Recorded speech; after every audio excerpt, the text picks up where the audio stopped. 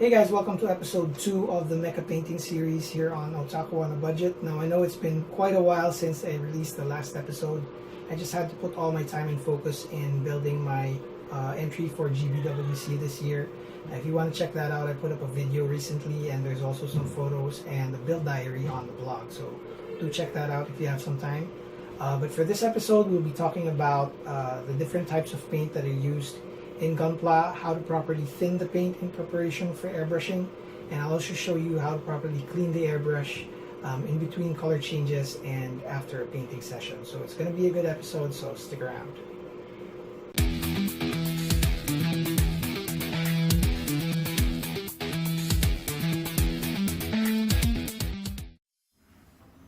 Alright, so there are three basic types of paint that are commonly used in the Gunpla or the mecha modeling hobby. You have your acrylics, which is usually water-based and the least toxic kind of paint that you can use for your model. These are highly recommended for doing flat colors. They have good flat colors and it comes in a lot of different brands. This one is by Mr. Hobby. You also have Tamiya and MIG and your Vallejo type of acrylic paints. And these require thinning, so these are very thick out of the bottle. Let me show you what that looks like. So that's very thick in the bottle, and you can't spray this straight out of the bottle, so you're gonna need to add thinner. So for thinning acrylic paints, you're gonna want to use the appropriate acrylic thinner. So usually the brand that sells the paint also has their own thinner, but you can use regular water to thin acrylic if it's water-based paint. Then you can use regular water or isopropyl alcohol. I've tried that as well with good results. And yeah, it sprays pretty nicely. Although I have to say that for acrylics do tend to have a shorter shelf life.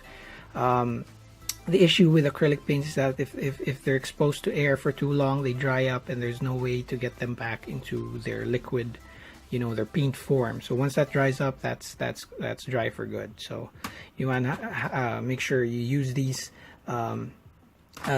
pretty soon after you get them, and you don't want to stock them for a very long time. Another type of paint that's used in the hobby is the enamels. So we have here a Tamiya enamel paint, and these are also thick out of the bottle, and you're going to have to thin them with the appropriate enamel thinner, or you can also use lighter fluid.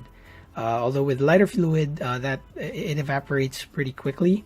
So if you're going to be spraying through an airbrush, then I definitely recommend using the enamel thinner for your brand of enamel paint. And although this isn't as popular when doing base coats, it has a lot of great applications in the hobby, so we'll talk about that in a later episode.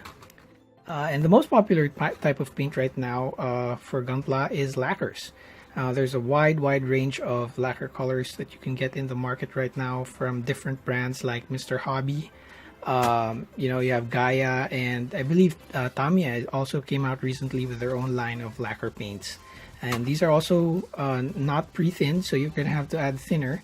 And you want to use the correct type of lacquer thinner, which is a hobby grade lacquer thinner, such as this one by E7. And you don't want to try to use any of the industrial lacquer thinners, because that's just going to eat up the plastic of your model, and you definitely don't want that to happen. So you have to get the correct type of hobby grade thinner for your lacquer paint. When it comes to thinning, now these all have different thinning ratios, but there isn't like a strict rule of thumb when it comes to thinning. There's no magic ratio that you can apply to any of these paints. Even if you're thinning from the same or you're getting paint from the same bottle, you're always going to have to find the right viscosity, the right thinning ratio every time you load up your airbrush. So you can't just go with I see a lot of things off the internet that says, okay, when it comes to acrylics, you want to do a 40-60 or a 50-50 type of thinning ratio, but it doesn't always hold true. You wanna know how or what the paint's supposed to look like before you load it into the airbrush.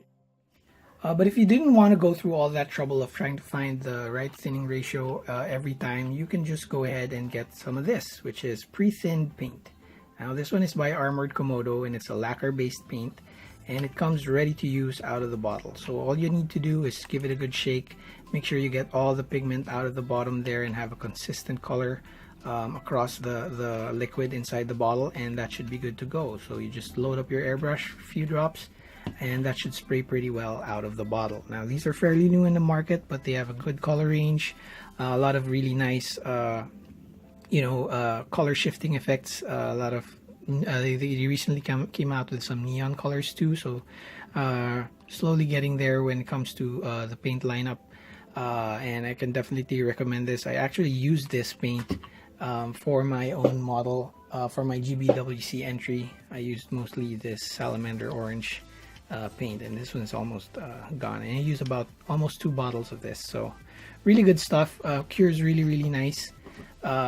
And if you want to see what it looks like, you can just check out my video or my photos on my latest build. So next I'm going to show you how to properly thin the paint, just in case you can get your hands on these, and of course you also want to try out other types of paint as well. I'll show you how to properly thin paint and get it ready for airbrushing. Okay, so to prepare your paint for airbrushing, you're gonna want to give that bottle a really good shake. Make sure the lid is on securely so you don't make a mess like I just did. So make sure the lid is on securely and give it a good shake.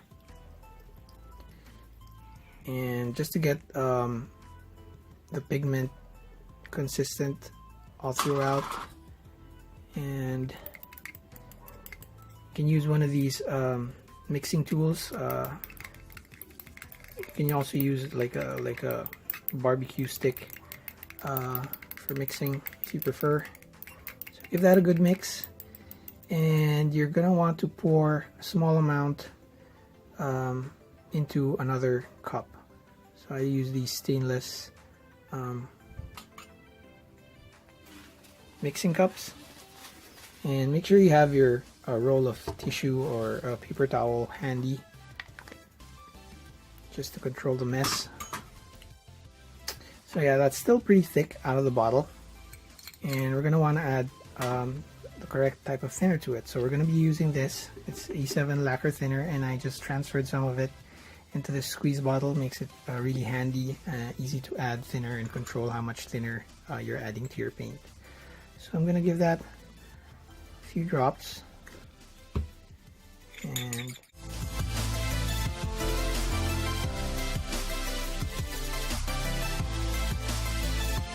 and what we're trying to achieve here is get that paint to a milk-like consistency. So if you drag some of it up on the side, you want that to flow back down and not leave too much of a trace. So that's still pretty thick, I think. So let's add a bit more thinner to it.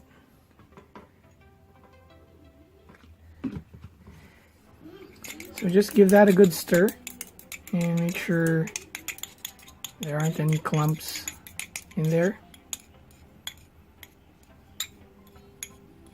And I think we're almost there. Now the right thinning ratio is also going to depend on the nozzle size that you're using. So if you're using fairly small nozzle size, 0.2, 0.18 like on the micron airbrush, then you're going to have a thinner mix.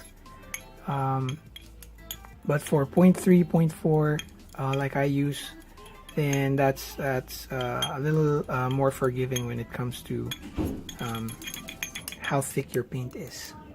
And I think this is about right. So you can see how it just slides back down after I pull it up, and that should be okay.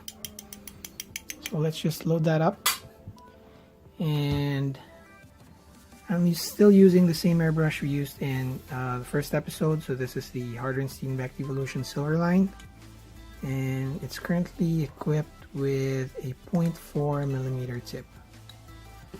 Alright, so we got a piece of paper here, and switch on our exhaust. So safety first. And yeah, that looks like spraying pretty nicely. Nice and smooth. A bit finer if you get up close to the paper. And that is how you properly thin paint for airbrushing. Alright, so now that I've shown you how to properly thin the paint for airbrushing, let's do some basic exercises. So you're going to want to do some dots.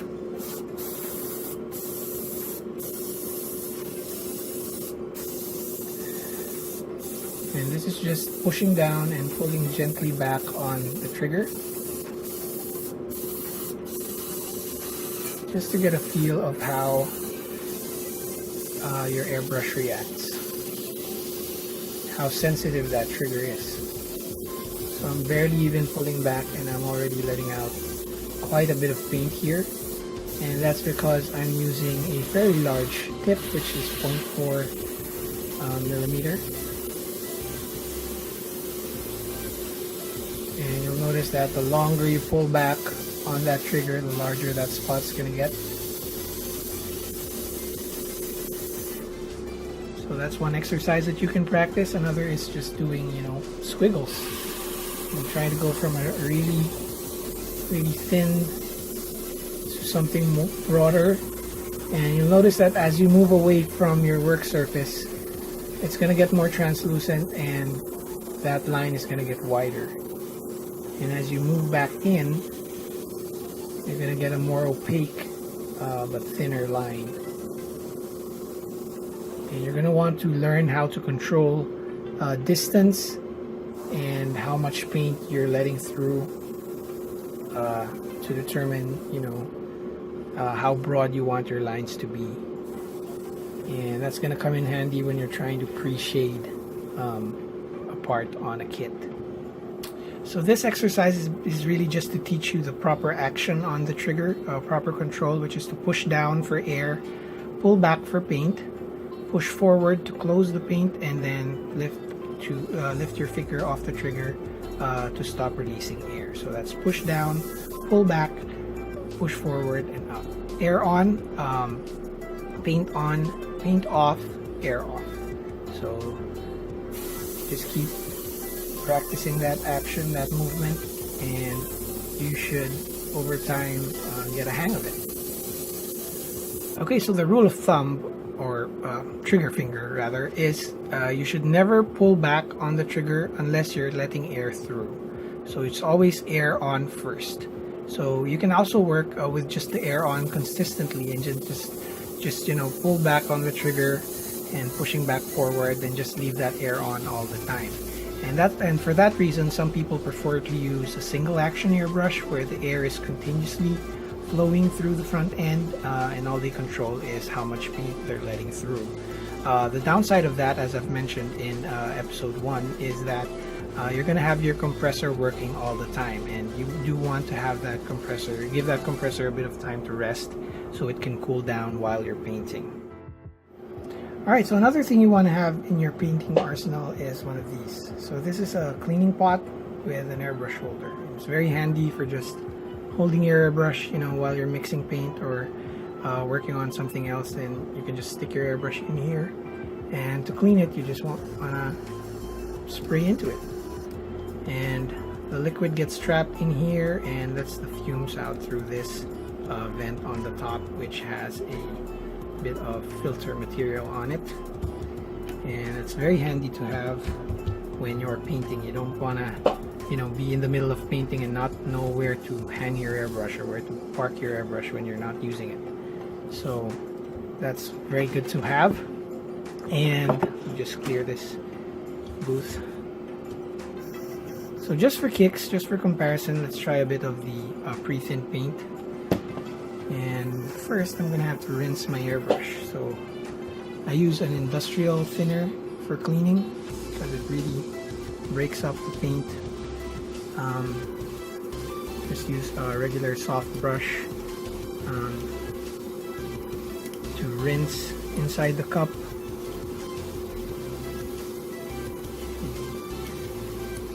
Fairly easy to break down the paint there, as you can see.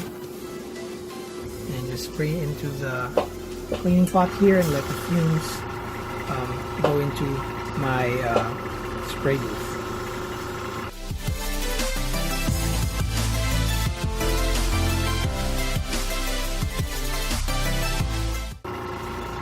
Okay, let's give this a good shake.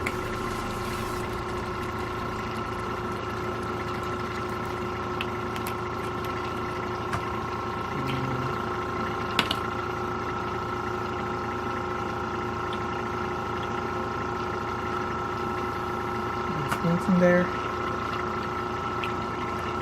really handy dropper bottle. And let's try the same exercise on the paper here. Surface dots.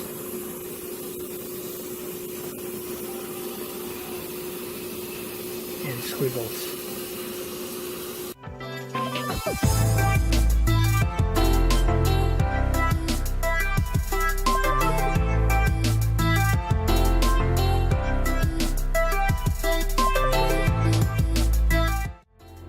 Okay, so the next thing I'm going to show you is how to properly clean the airbrush after a painting session. So you're going to want to do a quick rinse like I showed you a while ago before after we switched colors.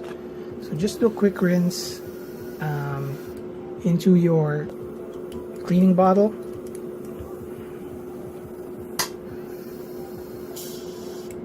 And then you can disconnect your airbrush from your compressor. Now, I use one of these quick disconnects. It's really handy. As you can see, even with the compressor still loaded with air, you can just plug this in or take it off. And I also have an extra water trap here in between my air hose and my airbrush, just to make sure I don't get any moisture into the airbrush right before it sprays out. So really handy to have this as well. So disconnect your airbrush from your compressor, and you only need a few simple tools. So you're going to need your soft brush, just a small Q-tip, preferably the one with the pointy tip, and some paper towel or tissue, and of course your cleaning fluid. So let me adjust the camera here for a better angle. Okay, so there's still a fair bit amount of paint in there. And what's good about Harder and Steenbeck brushes is that the cups are removable. Gives you better access into the paint cup. And you can clean that first. All you need is some paper towel and a bit of your cleaning fluid. Just put a bit of that in there and just wipe the cup clean. Nothing fancy about that. Very easy to do. These cups are very nicely polished, by the way, so they are a lot easier to clean than your generic airbrush. And that's good. Nice and clean. Now for the airbrush itself, you're going to want to take the needle out. And I've already showed you how to dismantle the airbrush properly in episode 1. So when I'm cleaning, I tend to pull the needle back slightly before dismantling the tip.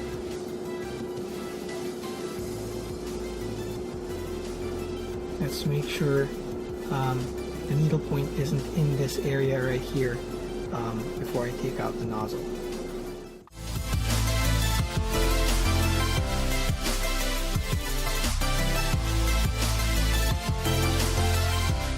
And the reason I do this from the front is because the needle is going to have paint on it, and I don't want any of that getting into the trigger area over here, so I pull it out the front end. So to clean the front end right here, I just cover this tip and add a drop of cleaner in there and just scrub it with my soft brush.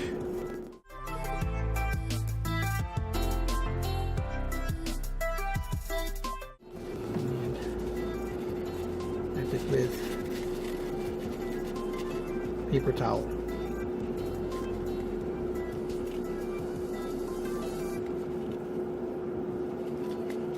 that should be good. Now if you want to, there's some stubborn paint in there, you can always use a Q-tip and scrub at it. Looks like we have some caked paint in there. Not much. There we go.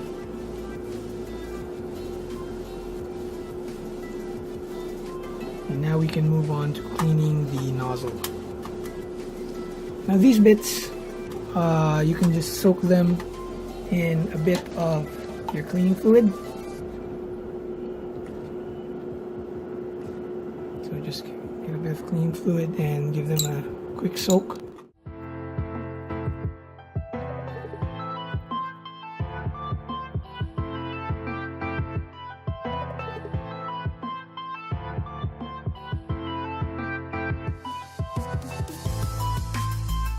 You can see how that fluid has changed in color,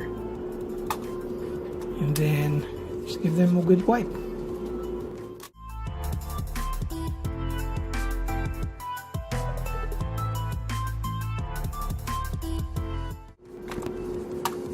Now for the nozzle itself, if you want to clean inside it, I just use the corner of a piece of paper towel and just twist it to a point, like so.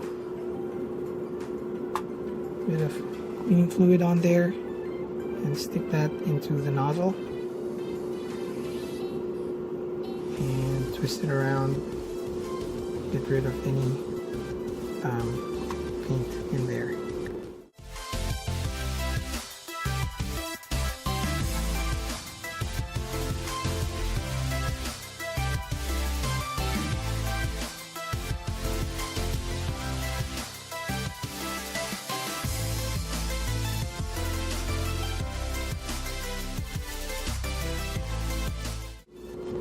There we go. And then we can deal with the needle. So just take some of your clean fluid and wipe around your needle all the way up to the tip.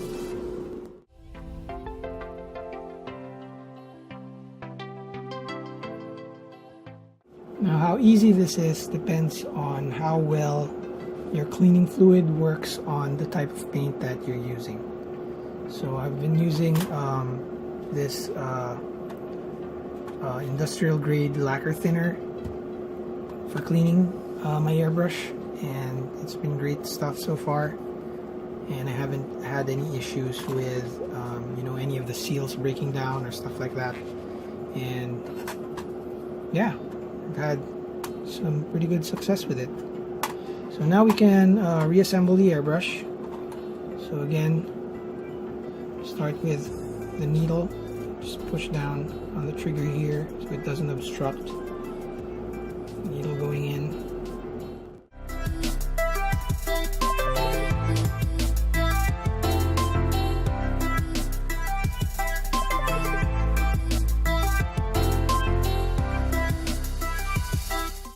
So push that needle back in. Make sure it's nicely seated. Close the needle nut and just reattach the rest of the parts. Should find that. There we go.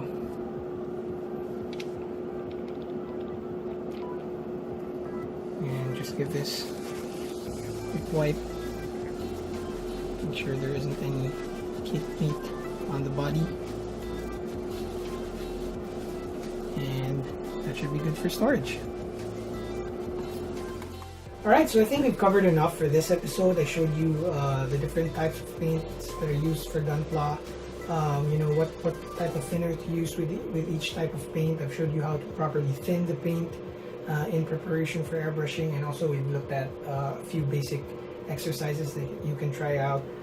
You can also try doing practicing the motion of just pushing down, pulling back, pushing forward, and then releasing the trigger, and that's something you can practice even if your airbrush is not connected to your compressor. And in the next episode, we'll be talking about priming, the importance of priming, And also we'll be doing some base coating, and I can show you a few tips on how to properly base coat some parts. So I hope to see you again next time, and thanks for watching.